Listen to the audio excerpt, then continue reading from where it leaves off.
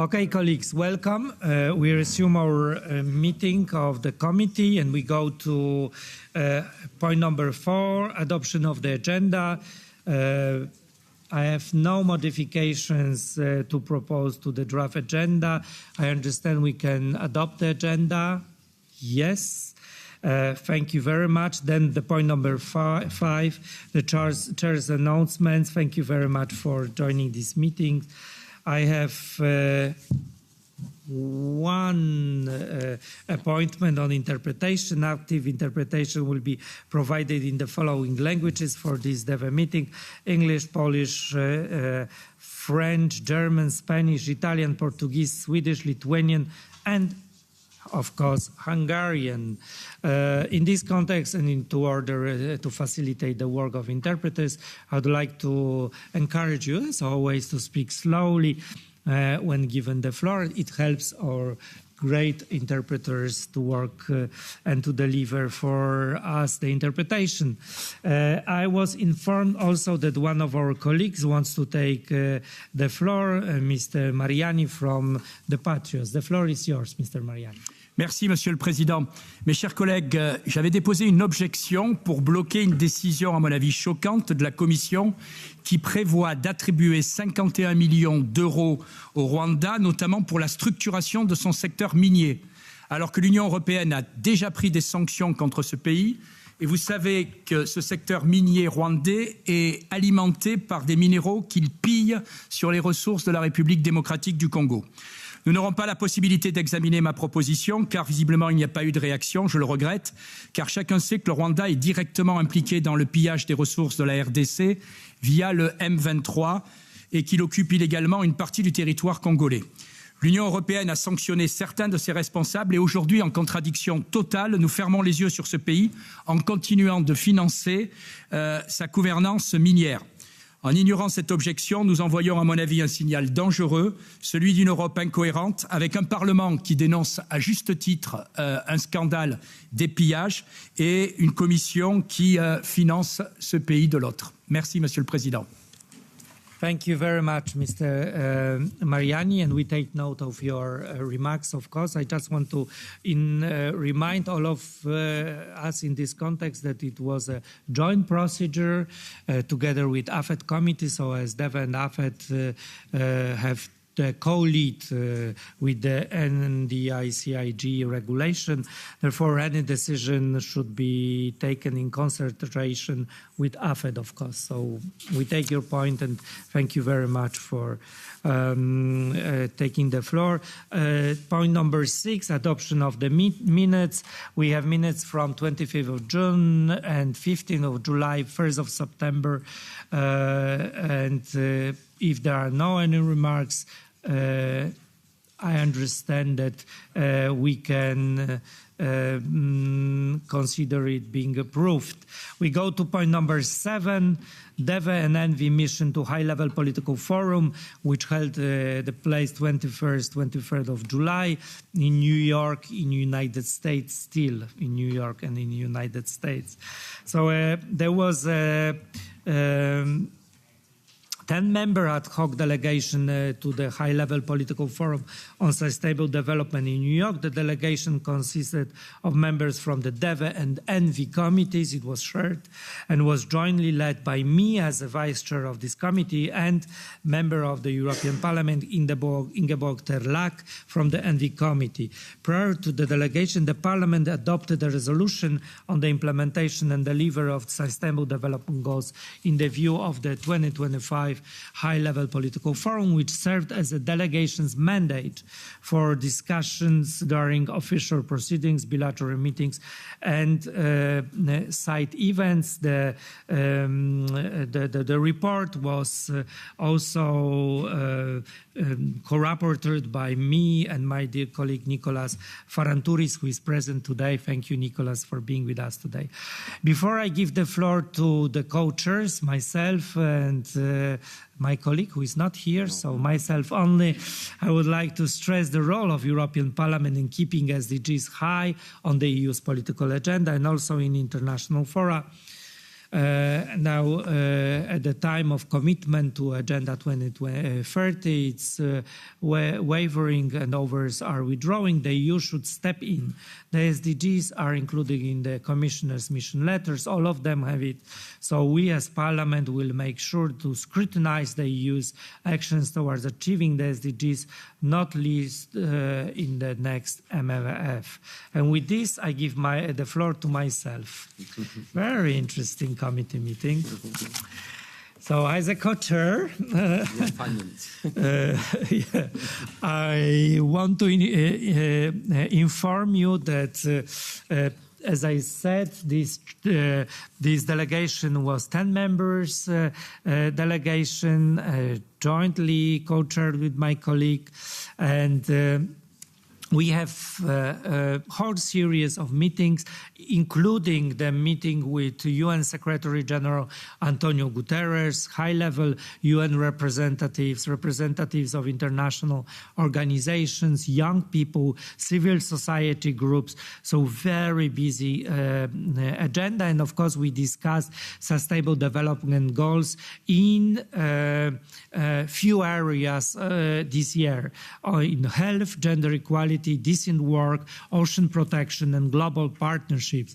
And I want to thank all the members of the delegation for your active participation. I think we showed that also the level of expertise that members of this delegation have, and I want to thank you for that. Really, I'm very proud to be part of that I was part of this important delegation.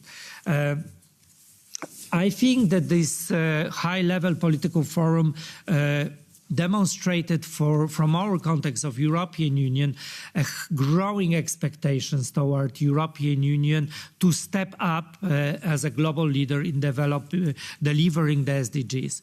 The expectation was really voiced by not only UN Secretary General, but every single interlocutor we were meeting, that we will be taking the leadership position in the context of this stepping aside of many traditional leaders, including, of course, US, and that we will be leading.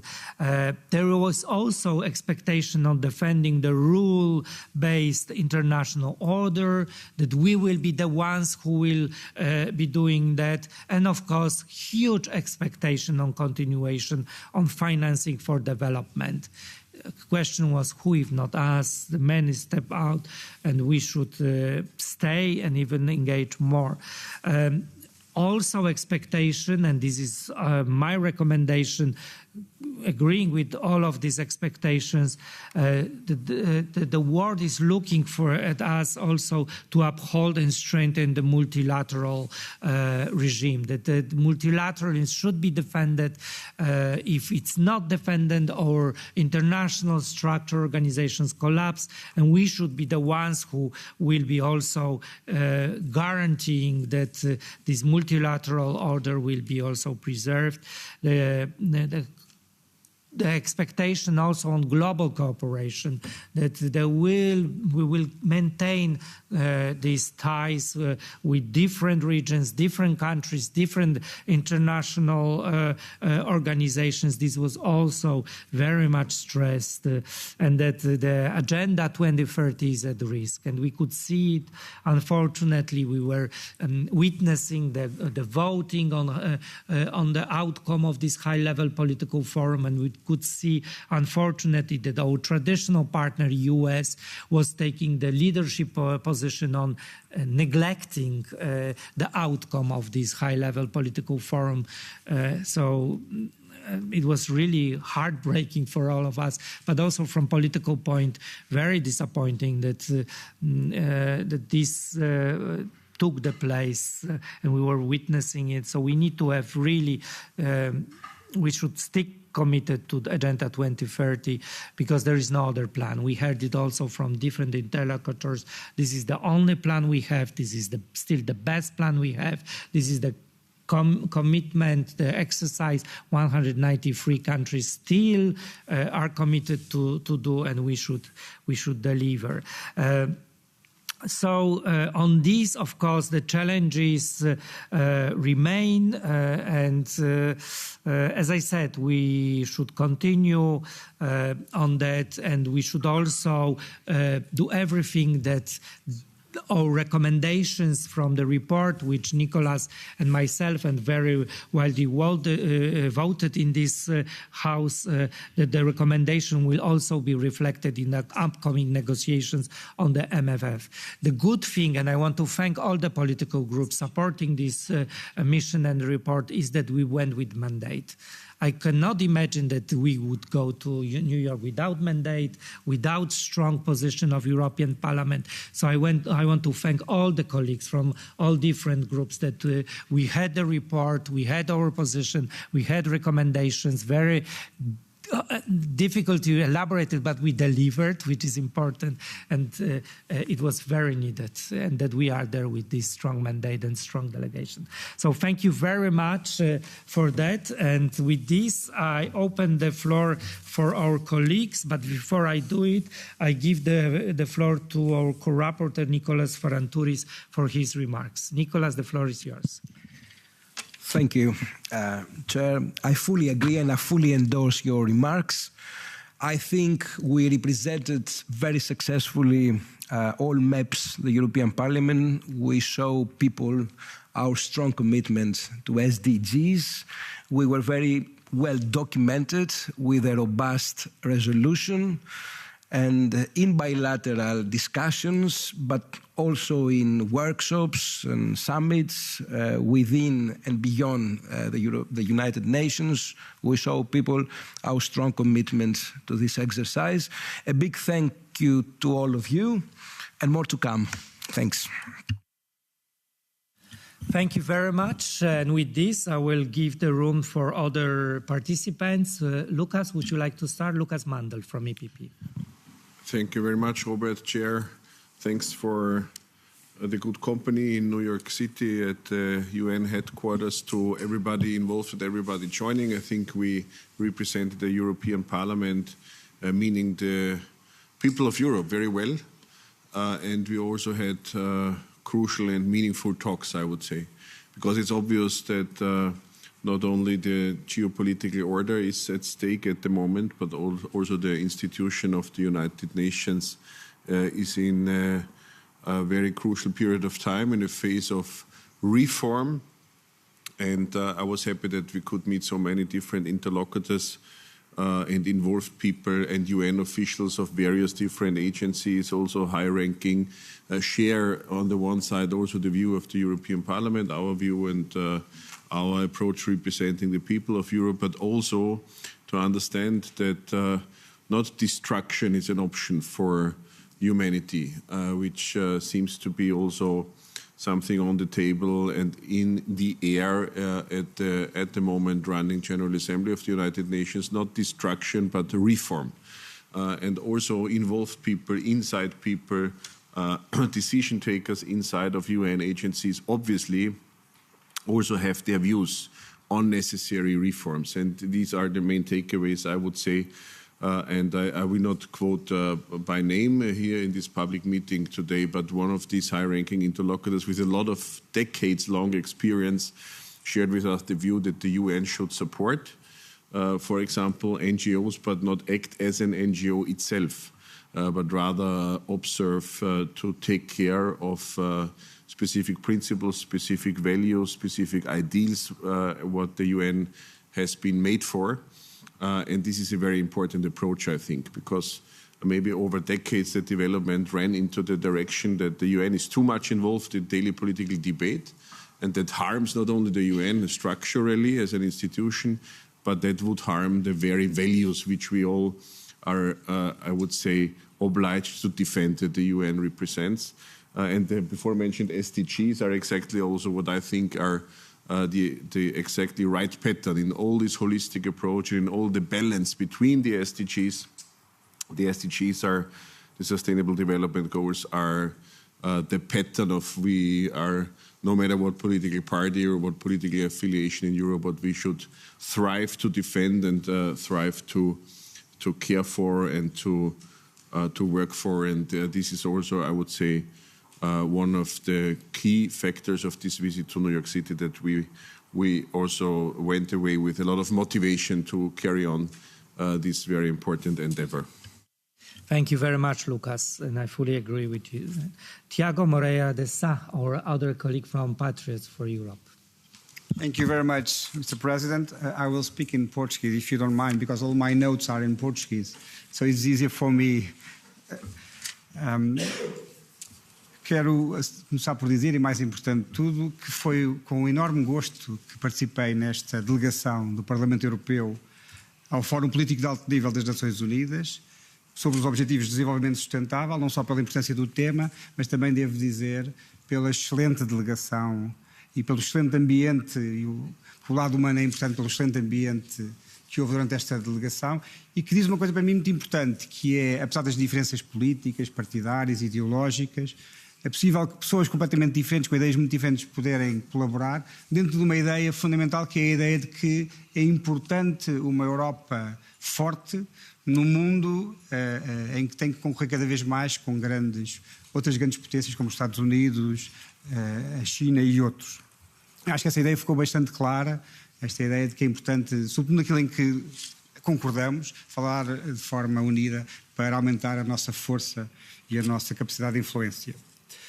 Esta foi uma oportunidade valiosa para representar o Parlamento Europeu, reforçar aquilo que nos une, apesar das diferenças políticas e ideológicas, como disse, e debater temas centrais, desde a melhoria das condições de vida e o trabalho digno, até à promoção dos direitos das mulheres, à conservação da natureza e ao reforço das parcerias globais. Durante o Fórum discutimos desafios críticos, como o déficit do financiamento para o desenvolvimento e a necessidade de reformar o sistema das Nações Unidas, tornando-o mais transparente. Da agenda muito cheia, gostaria de destacar o evento que organizámos sobre o papel dos Parlamentos na promoção dos SDGs, realçando o valor das parcerias democráticas para o desenvolvimento sustentável. Foi também marcante o diálogo com a diretora executiva da ONU Mulheres, durante o qual se reiterou o compromisso da União Europeia com a defesa dos direitos e no combate à violência contra as mulheres. Finalmente, valorizo muito os encontros com os grupos de jovens e com representantes da sociedade civil. Esta missão reforçou a minha convicção de que o Parlamento Europeu deve continuar a ser uma voz ativa e unida em nome dos interesses que temos em comum. A Europa que partilhamos e os seus valores fundamentais: democracia, a liberdade, o Estado de Direito, os direitos humanos.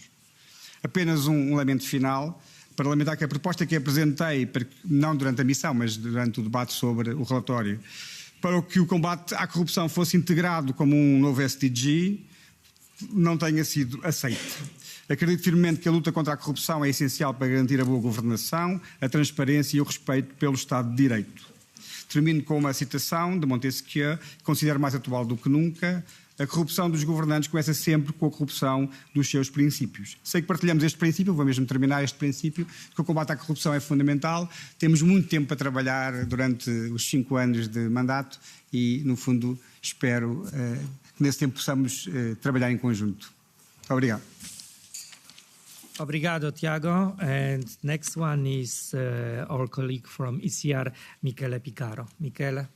Sì, grazie, mi associo anche io ai ringraziamenti della delegazione che, devo dire, in maniera sinergica ha rappresentato gli interessi dell'Europa, ha rappresentato in una cornice quale quella dell'ONU la esigenza e necessità di avere a cuore i temi dell'Agenda 2030 e il rischio che poi tutte queste nostre opportune e concrete riflessioni, che sono state anche oggetto di confronto con rappresentanti del partenariato sociale, rappresentanti del contesto istituzionale quale quello dell'ONU, possano rimanere solo parole, lo dobbiamo assolutamente scongiurare. Io sono convinto che su questo e in particolar modo su uno dei temi, che è quello della salute, l'Europa oggi debba giocare un ruolo fondamentale e strategico anche per essere all'altezza di sostenere gli obiettivi che ci siamo prefissati a livello mondiale. Io su questo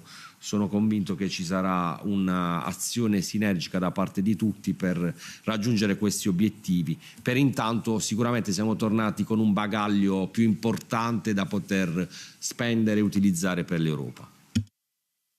Grazie tante, Onorevole Picaro. Grazie, Michele.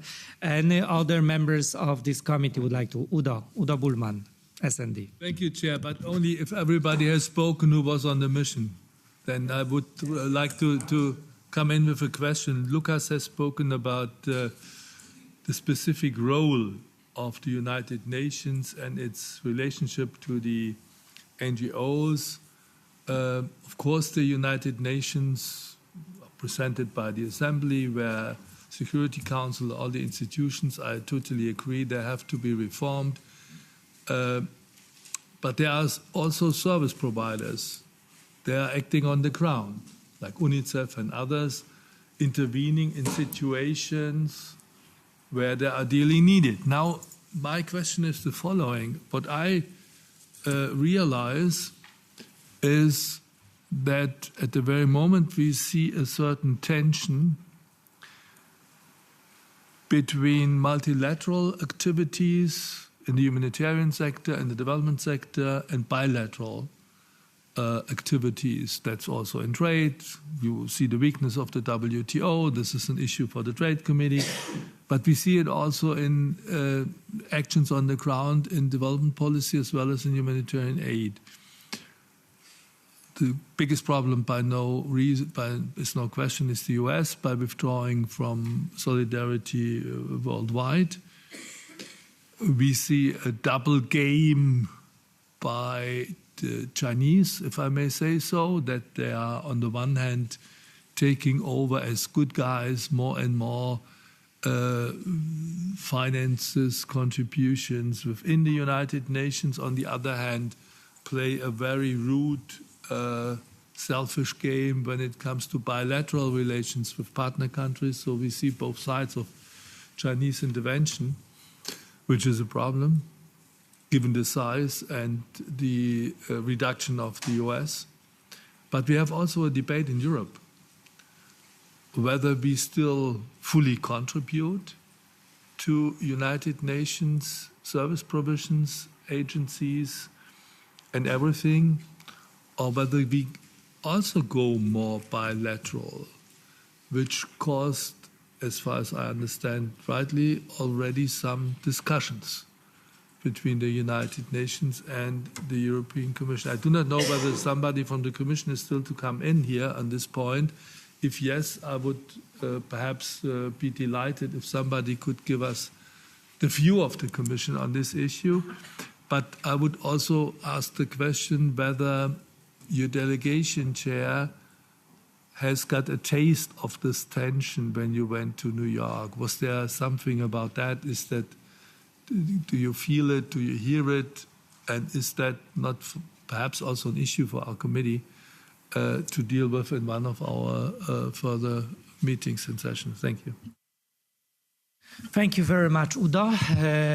Before we open this discussion on that, then I will give the floor to Ms. Raquel Cortes Herrera, who is head of the Union of Secretariat General European Commission. You can also refer already to my colleague question, and then we will continue the debate on that. The floor is yours for 3 minutes. Thank you. Thank you very much, Chair. First of all, allow me to thank the committee for the invitation to be here today. I was actually appointed head of the unit that coordinates the wider Commission efforts towards the implementation of the Sustainable Development Goals just a few months ago. And therefore, for me, it's a great opportunity to be here today to get to know you and to start getting familiar with the work of your committee. On the implementation of the Sustainable Development Goals, let me start by saying that the Commission remains fully committed to this agenda, that this is an integral part of President von der Leyen's... Herrera, can you please slow down? Yes. Interpreters are signaling that... I'm Spanish. You are very speaking fast. quick is within my DNA. I am sorry. So I was saying that this agenda remains an integral part of President von der Leyen's political guidelines, and as you mentioned before, is part of the mission letters of all members of the College. And therefore, it is embedded in all Commission proposals, policies, and strategies. This reflects that sustainable development is a core principle of the Treaty of the European Union and a priority objective for the Union in both its internal and external policies. I'm sorry again. They're again signaling me that you are very fast. I don't know. Well, that must be a case. So even slower. I will give you extra time. Don't worry. Okay. So you don't have to hurry up. This is not the first time I intervene in the committee, but it's the first time that I encounter this issue. It's all right. You take your time, and okay, I will give you extra time. I'm not sure I am able to speak slower, but I will try. Let's do the second try. Okay. So the Commission implements this agenda through a whole government approach, placing SDGs at the core of the EU policies, legislation, and funding. On the high-level political forum, more precisely, it is our view that this forum has once again served its purpose as the main review for the implementation of the 2030 agenda this year and has underlined a continued commitment to the SDGs, even though, as the chair signaled, there are some threats to this agenda arising in the global scene. This year's edition was all the more important as, on the one hand, it was the first since the Pact for the Future, and on the other hand, it marks just 5 critical years remaining until the eventual completion of the agenda. Allow me now to mention just a few numbers that reflect the importance of the political forum that took place this year. It gathered some 6,000 participants, over 100 of which were of ministerial level, ministers of foreign affairs, development and economic cooperation from all UN member states. It conducted in-depth reviews on up to 5 sustainable development goals that have already been mentioned by the chair, and 35 countries presented voluntary national reviews, 5 of which were European Union member states. So I think that this gives a pretty good idea of the importance that this political forum continues to gather at every edition. This is all the more significant, as we have all mentioned already, at a moment in which this agenda has come under repeated attack. And therefore, the Commission also shares the view expressed here by the members that a strong engagement from the EU and from its member states is necessary at this point in time in order to counterbalance this background noise that we are hearing. The overall message, though, as you have also hinted, is necessarily mixed. Defending the agenda as a universal roadmap to address the challenges facing humanity and having already improved the lives of millions over the past decade, but also the insufficiency of the efforts that are deployed as most indicators are moving forward too slowly. Or even regressing. I think the month-long negotiations on the ministerial declaration confirm the trend that it's getting increasingly difficult to reach consensus on critical issues related to the Sustainable Development Agenda. In this context, the Commission simply wants to reiterate its commitment to the agenda and its readiness to collaborate with the other EU institutions to overturn this trend. As to the issue specifically raised by MEP Bullmann, I believe that the relations between the European Union and the United Nations system is something that is of vital importance, but it goes much wider than the scope of my responsibilities, and therefore I would be happy to treat this issue in bilateral, also with the colleagues of INPA and other DGs who work directly on this type of policy files. Thank you very much. Thank you very much, Ms. Herrera, and congratulations for your nomination. And thank you for being with us, and thank you for speaking slowly. You managed well. We don't have any more time left, so I cannot, unfortunately, open the debate because we should already wrap up. But yes, answering our colleague Udo's question, yes, we heard that, we felt this atmosphere, this transactional approach is very visible on the discussion. We had very interesting meeting with the president of the UN ECOSOC, Economic and Social Council, who also expressed very similar position as you have viewed, and he even used this metaphor. He has a feeling that we are walking through dark valley now in these international relations and multilateral world. So yes, indeed, we had the same feeling. And on European Commission, your presence and high-level presence for the next high-level political forum would be very much appreciated. I think we were lacking this support from European Commission as a very strong delegation. My colleagues really were very active, but the high-level representation for European Commission would be really appreciated for the future. And with this, thank you very much, colleagues, for attending this briefing on High-Level Political Forum, and I wish you a good afternoon. We will start at 2:30 for the votes. Yes, thank you. Enjoy your afternoon.